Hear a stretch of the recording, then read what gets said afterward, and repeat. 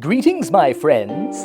I am Lonesome, and today I'll be celebrating the marriage of two frightfully different art forms that, when combined, conjure up a unique blend of creativity, humor, and technical mastery in the new paranormal.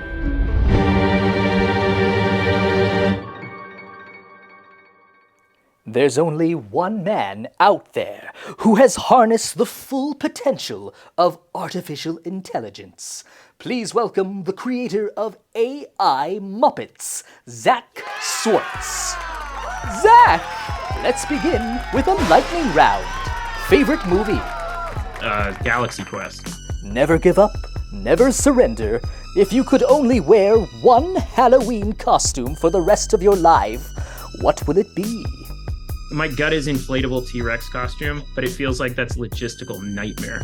Sounds like a Tyrannosaurus! When you're invited to a party, what is your go-to side dish to bring? Just a bunch of bags of chips. No one's ever mad at that. Guess again, Zach. I, for one, hate chips because I'm a ghost and I am unable to interact with anything physical in your world. So that would be quite a tease if you and I were at the same party. What was the first CD you bought? The Hamster Dance CD. What a novelty! If you could have a spooky Halloween pet, what would you pick? Would be a Cerberus, three-headed dog.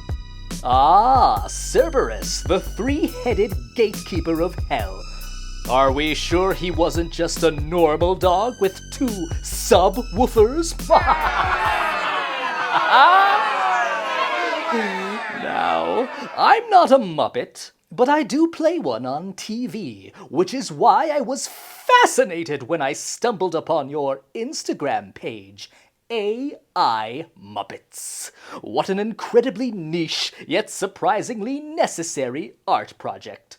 Tell me, why did you start your AI Muppets journey? Okay, so it didn't start as an AI Muppets project. It actually started as me getting Midjourney and endlessly creating. I'm not artistic. I can't draw well. I can't sculpt. I can't do any of that stuff. But I've always been pretty good at editing. Editing was always kind of my thing. But I've never been able to create images that I think in my head, right? And I used Midjourney to just create a ton. So I actually decided to focus on, and this was my first account that's still live, though I don't keep it up anymore, is Danny DeVito Basketball. Danny DeVito, I love your work! And it didn't really have any traction. And I was like, this is just fun. I'm not sending them to everyone. I'm not really gaming the system or anything, whatever. But then I'm like, okay, I don't want to just make Danny DeVito basketball content for the rest of my life. But then when I was creating a Danny DeVito, I made him a Muppet. And I was like, whoa, this came out really well. What else could I make a Muppet of? And then slowly I was like, okay, here we go. And then I shifted and started paying attention to the AI Muppet account. I actually had some really quick success with the account. And I made videos too, really early on before AI video thing was a thing, by stitching images together. It started getting that serotonin, right? Where it's like, ooh, people are liking this. I'm going to keep doing this. And like back and forth. I was making the videos. The videos took forever to make because each generation would generate one. And so it's like I had to go again and again and again and again. I see you're very Kermitted. Midjourney then updated itself so the Muppets got better looking. Recently, in the last 2 months, I moved over to DALL-E as my main one. DALL-E gives me more control. I can put text in images. I can make the expressions better on all of the faces. How does Salvador Dali start his mornings? With a bowl of cereal. You know, like cereal? Anyway, continue. I made a Hallmark remake of The Nutcracker with a twist. And that one was me now integrating Runway and 11 labs for AI voices. Things started well. But in a small town, you only have so many choices. I was not going to settle. I needed a change. I went to the big city to spread my wings. I had room to grow. And no matter how hard my ex tried, I would live the life I always have dreamed of. From the ashes, I will spring anew. so long as I have my love, my pizza rat. What was your goal with this project? Or should I say, what was your goal with this project? The goal is to just find a creative expression during my free time kind of thing. And the Muppets have allowed for that. Why did the AI go broke? Because it lost all its cash flow.